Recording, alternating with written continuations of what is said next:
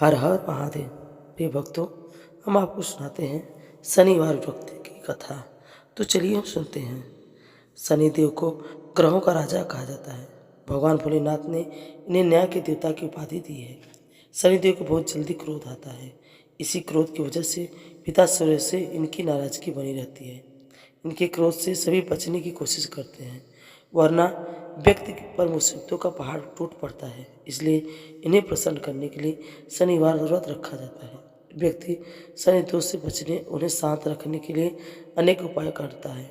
शनि कृपा से व्यक्ति के सुख और वैभव की प्राप्ति होती है।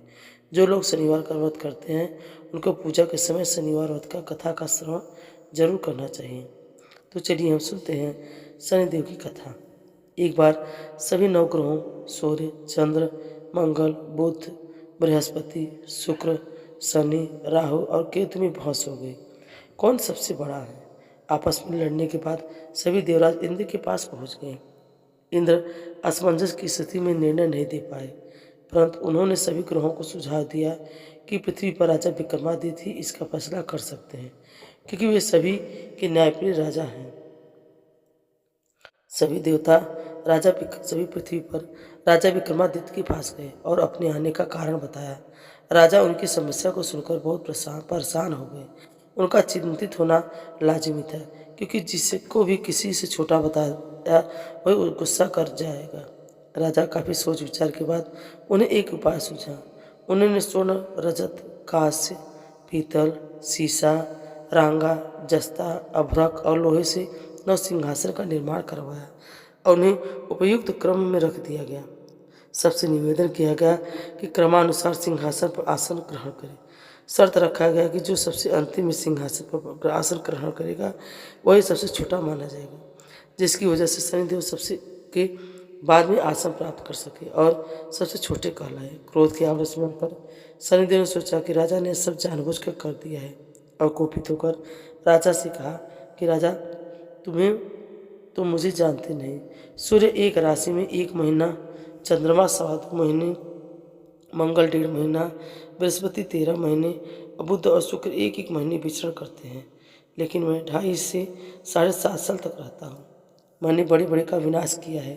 श्री राम की 7.5 आने पर उन्हें जंगल जंगल भटकना पड़ा। रावण के आने पर लंका को बंदरों की सेना से परास्त होना पड़ा और क्रोधित शनिदेव ने राजा से कहा कि अब आपको सावधान रहने की जरूरत है। इतना कहकर शनिदेव कुपित अवस्था में वहां से चल पड़े। समय गुजरता गया और राजा की 7.5 आ गई। तब शनिदेव घोड़ों का सौदागर बनकर राजा के राज्य में गए। उनके साथ अच्छे नस्ल के बहुत सारे घोड़े थे। जब राजा सौदागर के घोड़ों को पता चला तो अश्वपाल को अच्छे घोड़े खरीदने के लिए भेजा। अश्वपाल ने कई अच्छे घोड़े खरीदे। इसके अलावा सौदागर ने उपहार में स्वरूप एक सर्वोत्तम नस्ल के घोड़े राजा की सवारी हेतु दिया। राजा विक्रमादित्य जैसे ही उस घोड़े पर बैठकर सरपट वन की ओर भागने लगा, जंगल के अंदर पहुंचकर वह गायब हो गया।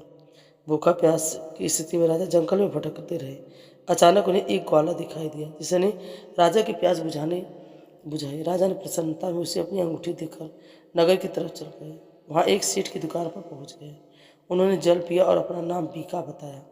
भाग्यवश उस दिन सेठ की खूब आमदनी हुई। सेठ खुश होकर उन्हें अपने साथ घर ले गया। सेठ के घर में खूंटी पर एक हार टंगा हुआ था, जिसको खूंटी निकल रही थी। कुछ ही देर में हार पूरी तरह से गायब हो गया। सेठ वापस आया तो हार गायब था। उसे लगा कि बीका ने उसे चुराया है। सेठ ने बीका को कोतवाल से पकड़वा दिया और दंड स्वरूप राजा उसे चोर समझकर हाथ पर कटवा दिया। अपंग अवस्था में उसे नगर के बाहर फेंक दिया गया।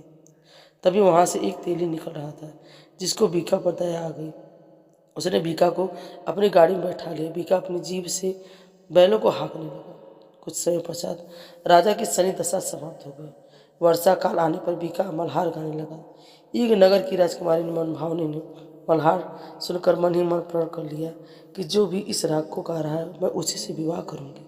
उन्होंने दासियों को खोजने के लिए भेजा, परंतु वापस आकर उन सभी ने बताया कि वह एक अपंग आदमी है।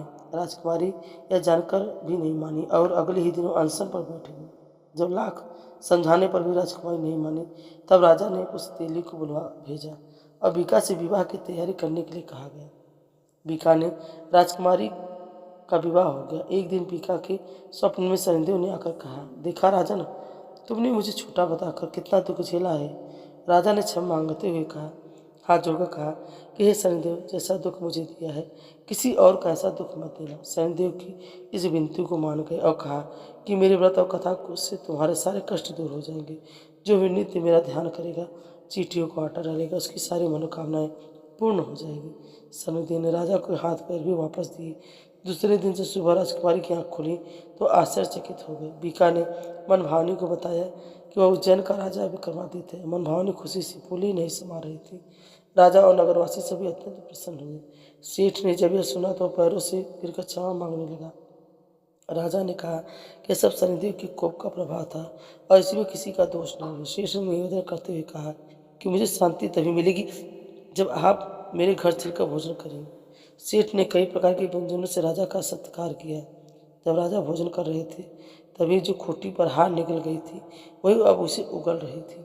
सेठ ने अनेक मोहरे देकर राजा का धन्यवाद किया और अपनी कन्या श्री कंवरी से पारिग्रहण करने का निवेदन किया। राजा ने सहर्ष स्वीकार कर लिया। राजा अपनी दोनों रानियों मनभावनी और श्री कंवरी को लेकर उज्जैन नगरी लौट आए। सारे नगर में दीपमाला और खुशी मनाई गई। राजा ने घोषणा करते हुए कहा कि मैंने शनिदेव को सबसे छोटा बताया था, लेकिन असल में वही सर्वोपरि है। तब से सारे राज्य में शनिदेव की पूजा और कथा नियमित होने लगी। सारी प्रजा के बीच खुशी और आनंद का वातावरण बन गया। शनिदेव के व्रत की कथा जो भी सुनता या पढ़ता है उसके सारे दुख दूर हो जाते हैं। बोलो शनिदेव महाराज की जय। तो भक्तों, आपको यह कथा और जानकारी कैसी लगी? अगर अच्छी लगी हो तो हमें कमेंट में ज़रूर बताएं। अगर आप हमारे चैनल पर नए हैं तो हमें लाइक और सब्सक्राइब जरूर करें। हर हर महादेव।